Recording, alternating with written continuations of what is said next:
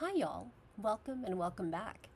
In this video, I'll introduce you to deontology, one of the most influential approaches to moral philosophy in the Western tradition. We'll focus on the most famous version of deontology, Kantian Ethics.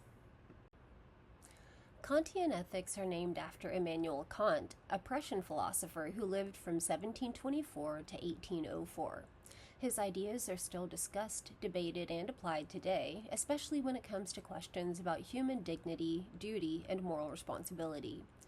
Kantian ethics is a type of deontology, which means it focuses on duties and rules rather than outcomes. Unlike consequentialist theories, like utilitarianism, Kant believed that what makes an action moral is not its results, but the intent behind it. If you act from a sense of duty for the sake of doing what's right, that's what gives your action moral worth. So we have three key concepts here. Deontology, morality is about following moral duties or principles. The goodwill, the highest form of moral action, comes from acting out of duty just because it's the right thing to do. And moral worth, your intentions matter more than the outcome. Even if the result isn't what you'd hoped, if you acted from goodwill, your action still has moral value. Kant's most famous idea is the categorical imperative. Think of it as a universal moral law, one that applies to everyone in all situations without exception. Kant put it this way: act only according to that maxim whereby you can, at the same time, will that it should become a universal law. Sounds abstract, right? Don't worry, we'll break it down into two main tests. The first test is the principle of universalizability. Ask yourself, what if everyone, all over the world, all the time, every day, acted this way? If that world couldn't function, or if it would be an irrational world to live in, then the action is immoral. The second test is the principle of humanity. Never treat people merely as a means to an end. In other words, respect each person's autonomy and rationality. Actions like lying, manipulation, and exploitation fail this test because they use someone for your own purposes rather than respecting them as a person with their own goals. Here's a step-by-step approach to using Kant's ethics in real life. Identify the action and your motive. Is it coming from the goodwill? State your maxim, a general rule that describes your action. Apply the principle of universalizability. Could everyone follow this rule? And is the world where everyone follows this rule a rational world in which to live?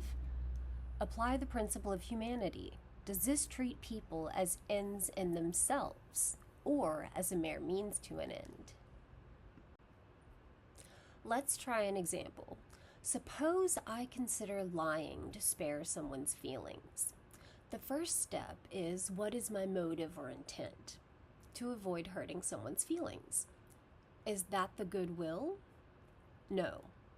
Even though it sounds like I'm doing a good thing if I intend to spare someone's feelings, that's not the goodwill.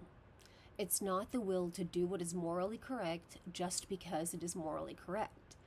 If I'm not doing the right thing because it's the right thing, then I'm not acting according to the goodwill. So this action already fails our test, but we need to continue with the analysis because this is our example. Maxim. My maxim here would be something like, it's okay to lie to avoid hurting someone. Now we need to apply the two tests of the categorical imperative. Universalization.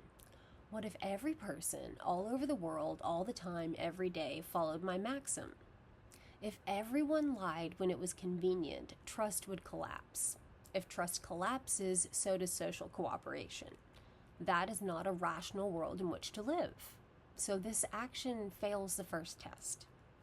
Next, humanity. Does this action, lying, treat a person as a mere means to an end?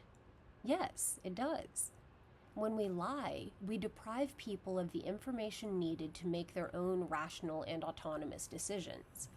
Lying uses the other person as a tool for my goal. So that means that this maxim fails this test as well.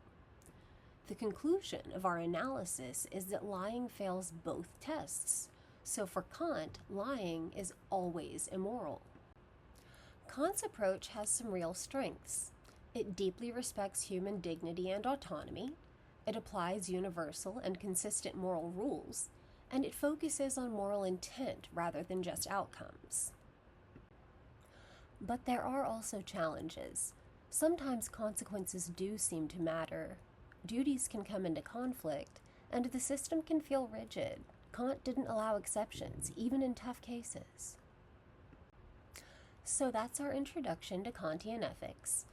In this course, we'll be using these ideas to analyze real-world moral questions, from personal choices to social policies.